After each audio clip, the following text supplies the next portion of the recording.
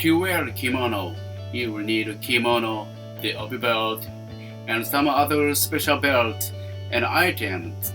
Obijime, obiage, at least four of them to properly be dressed. At my store, you can rent many kinds of different kimonos, totally styled to fit the customers with all the necessary items.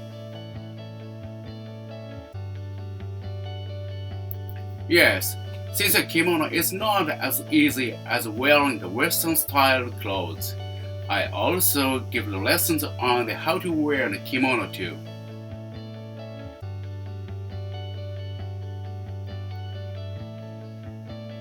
The styling advice are the most popular.